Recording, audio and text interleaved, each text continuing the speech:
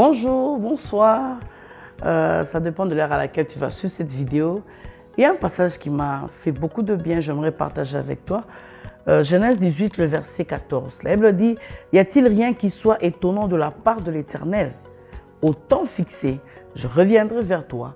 À cette même époque, Sarah aura un fils. Ça, c'est Dieu qui est en train de parler à Abraham. Abraham est surpris par des visiteurs étranges qui viennent sous le soleil et ils sont prêts pour aller leur offrir à manger. Il dit à Sarah, prête quelque chose et tout. Alors lorsqu'ils ont mangé, ils sont rassasiés et c'est Dieu maintenant qui ouvre la bouche pour parler à celui qui avait fait la promesse à Abraham. Pourquoi il dit ça? Parce que Sarah a ri. Bien aimé, est-ce que Sarah avait tort de rire? Bon, quelque part, non. 100 ans. En tout cas, non. 25 ans d'attente. Combien de fois lorsque Dieu parle, à un certain moment, même si tu rencontres quelqu'un qui te dit effectivement ce que Dieu t'a dit en secret, tu es tellement incrédule. Bien aimé, l'attente de la promesse nous rend deux fois incrédules. À un certain moment, on commence à rigoler. De même quand la personne te dit quelque chose qui est vrai, qui confirme, c'est normal. C'est normal. Ce n'est pas un péché.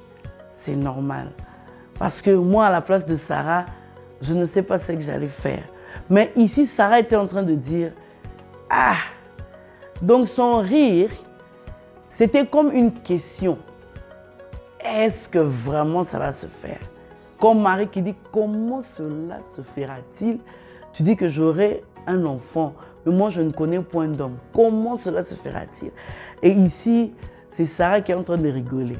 Mais le Dieu qui voit tout, bien aimé, là où tu es, Dieu est en train de voir ton cœur. Dieu est en train de voir tes sentiments. Dieu est en train de voir, il connaît tout ce que tu es en train de ruminer.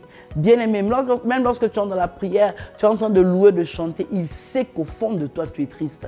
Et il le sait, c'est pour cela, il a mis ses paroles dans mon cœur. Il a mis ses paroles dans ma bouche pour venir te dire, te poser à toi maintenant la question. Parce que toi, tu t'es posé la question, non? Maintenant, moi, je te pose maintenant la question. Parce que Sarah s'est dit, si tu lis le verset 13, est-ce que vraiment j'aurai un enfant? En fait, le rire de Sarah, prendre ça en termes d'incrédulité, oui, mais en termes aussi de quelqu'un qui a tellement espéré, mais qui commence à se dire, ah, c'est vrai qu'il est Dieu, mais est-ce que vraiment? Il y a des fois, tu te rends compte, quelqu'un dit, comment ça va? Il rigole d'abord. Ça va. Pourquoi tu rigoles? Je rigole seulement. Parce que quelque part, il se pose tellement de questions. Mais maintenant, moi aussi, je viens te reposer la question. Y a-t-il rien qui soit étonnant de la part de l'Éternel? Ce que j'aime avec cette phrase, ce n'est pas un homme qui le dit, c'est Dieu lui-même. Y a-t-il quelque chose qui se fasse, donc qui déconcerte, comme on dit, avec surprise, avec brio? Donc quelque chose qui fait que quand les gens regardent, ils ouvrent la bouche, reste bouche bée comme ça. Et moi, je suis en train de dire que maintenant, je viens entrer dans ton cœur, je viens entrer dans tes pensées pour refouler cette phrase qui dit que ça ne va pas arriver, pour dire, y a-t-il, dis-moi simplement, quand tu lis ta Bible, là où Dieu n'a pas pu agir dans la vie de ses enfants. Donne-moi un seul passage dans la Bible, là où quelqu'un a cherché Dieu et il n'a rien pris. Donne-moi un seul passage dans la Bible, là où Dieu n'a pas pu faire quelque chose. Bien sûr, à celui qui a tourné les regards vers lui. La Bible dit, lorsqu'on tourne le regard vers lui, on est rayonnant de joie. Et si tu te confies en lui, tu ne seras pas confondu, bien-aimé. Continue à croire qu'il va faire. Si tu n'as pas trouvé, c'est que Dieu est capable de faire quelque chose d'étonnant dans ta vie. Voilà la réponse. Alors tu dois le dire, je crois que Dieu est capable de faire quelque chose d'étonnant. J'aime lorsqu'il dit ça à Sarah, à Abraham, il ne s'arrête pas là. Il dit, au temps fixé, je reviendrai. Depuis qu'il commençait à parler à Abraham, c'est seulement ici qu'il donne la précision. Il dit maintenant au temps fixé, à cette même époque. Bien-aimé, alors que je suis en train de te parler, je crois. Parce que Dieu me l'a dit et il a mis ça au fond de mon cœur. Au temps fixé. Retiens le jour, la date, l'heure, la manière dont tu es habillé aujourd'hui alors que tu suis cette vidéo.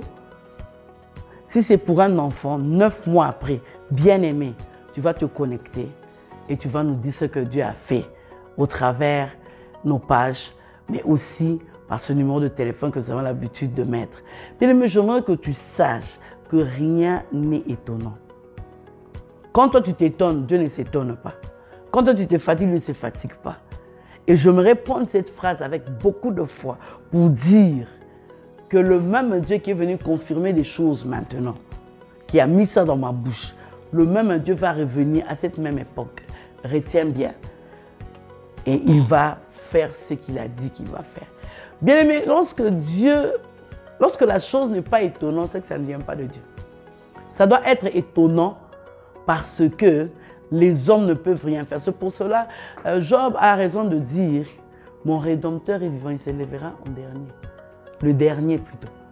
Il s'élèvera le dernier. Pourquoi? Lorsque tout le monde vient donner des sentences, lorsque tout le monde vient dire, Job, tu as péché. Non, Job, regarde bien ta vie. Les amis viennent parler.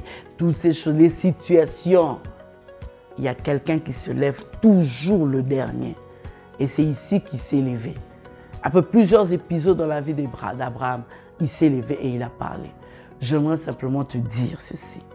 Il n'y a rien qui soit étonnant de la part de l'Éternel. Tu vas être étonné de ce que Dieu va faire pour toi.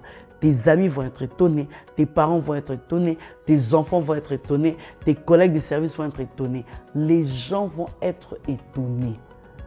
Et j'aimerais que tu prennes cette phrase et que tu le déclares aussi pour ta propre vie. Les gens vont être effectivement étonnés. Que mon Dieu te bénisse. Garde la foi. Il est fidèle.